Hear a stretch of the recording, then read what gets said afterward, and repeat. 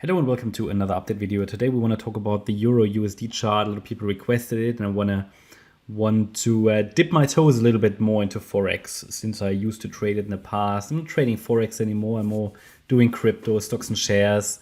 But Forex is certainly something that I was very involved in the past, and a lot of people requested some Forex charts. So let's see how we can expand this channel to include some Forex pairs as well. I want to start with a very popular one, which is the Euro USD pair. And this is the long-term chart, shows you the weekly chart, and we take a look at, the possible developments. Obviously, very high-level chart, but we're diving into the more detailed chart here as well. But the idea is that off the 1985 low price, my primary expectation is that price did go up in an A wave. Yes, it could be a so-called wave one, so that's the alternative.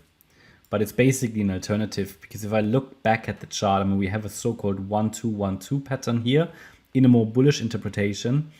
But I mean, this chart really, looking at the bigger picture, starts with an ABC structure. So I count it as an A wave. Yeah, it starts with a corrective structure. You have three waves. Yes, it could be a 1-2-1-2 setup, but the chart would need to prove that to us.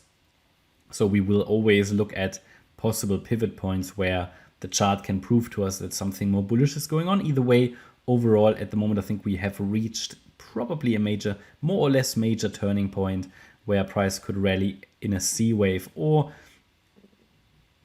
if this B wave sits a little lower, then it's an ABC, but we'll talk about that in a minute. But looking at the bigger picture, mainly I count it as an ABC structure in a larger A wave, which topped in 2008.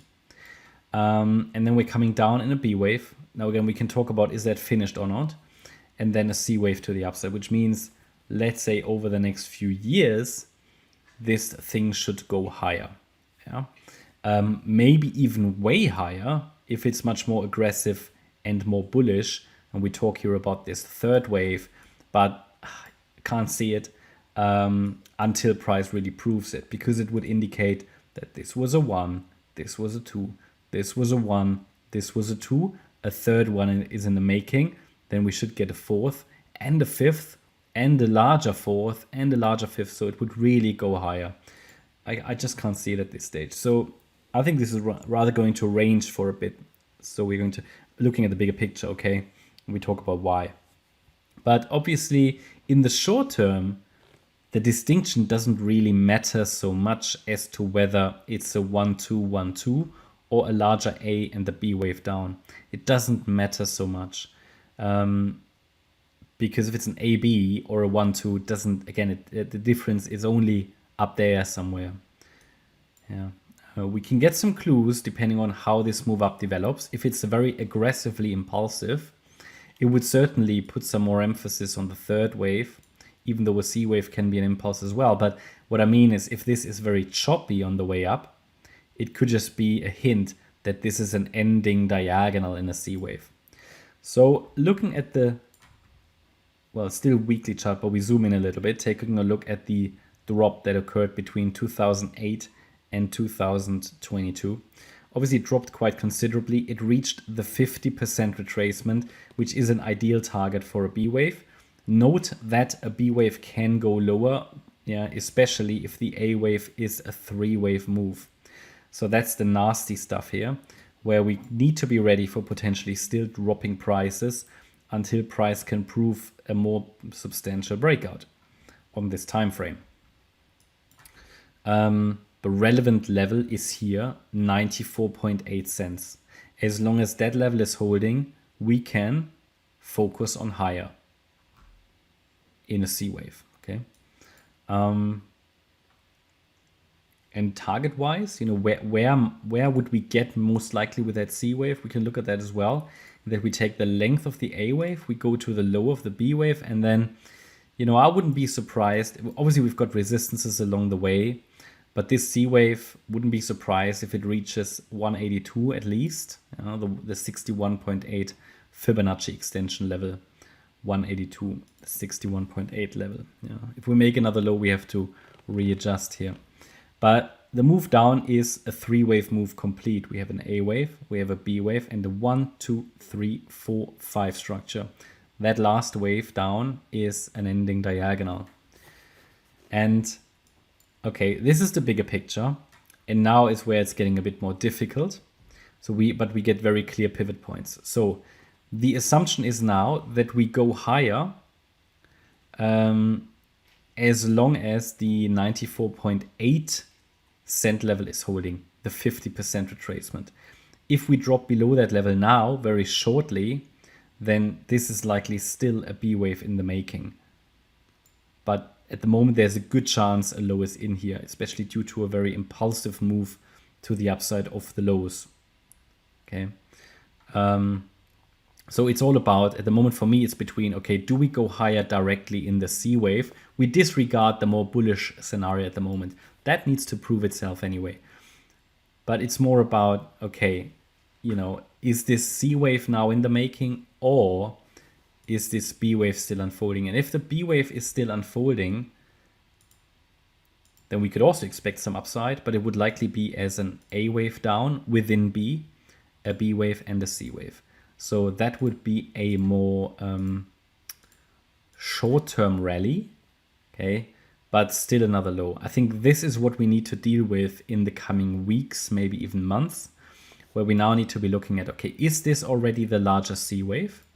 Or are we dealing with, first of all, a B wave up after we broke down in 3 waves, A, B, C? So the B wave can be fairly aggressive, and then a C wave down. Does it matter in the short term? It doesn't really. In both scenarios, we expect higher prices. So for now, I will take this A, B, C structure off, but be aware this is very much possible. In the very short term, however, the trend should be up as long as we're holding our make or break point at 94.8 cents. Now, going into the detail now,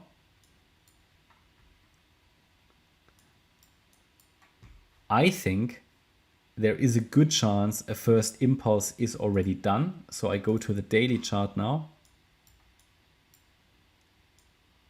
And now we can take a look at how we count this move to the upside. It will also give us a clue for relevant support areas that now need to hold in order to generally be able to focus on higher. So what we're looking for first is an impulse. We've got an impulse, which is also why I say there's a good chance that a lasting low is in place here now, because it also reacted basically to the 50% retracement level. So looking at this structure to the upside, I would like to, well, I need to find a way to count 5 waves up, which is not too difficult here. We have a leading diagonal down there in a wave 1, hit a wave 2 to the downside, which bottomed in November 22. Then I would say a third wave here to the upside, a fourth wave down, and a fifth wave up. I need to change the wave degree though on this chart. And then these 5 waves would be a wave 1 to the upside. Yeah, and now it's getting interesting.